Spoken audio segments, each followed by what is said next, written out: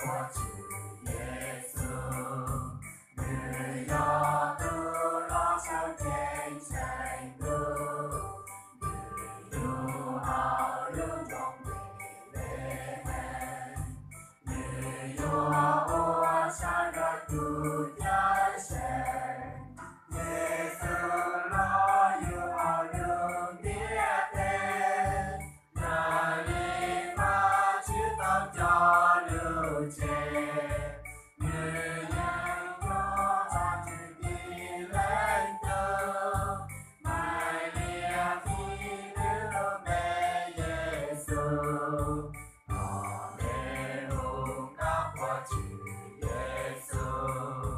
Người do tư lo cho tranh tranh tư, người yêu hào luôn mong về hè, người yêu ua xa ra tu cha sẽ.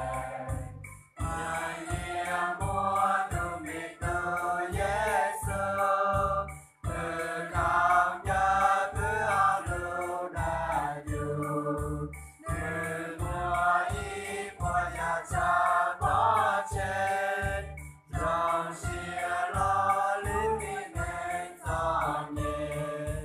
Alleluia ca của Chúa Giêsu.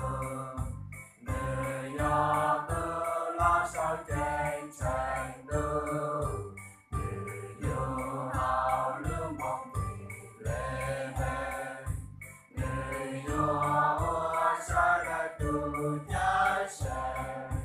Cho như giá đã phải trong đúa tên, mùa này mà có xiết chân mùa về, mà họ mua từ bỏ Chúa Giêsu, mà yêu trong xiết đã xin này.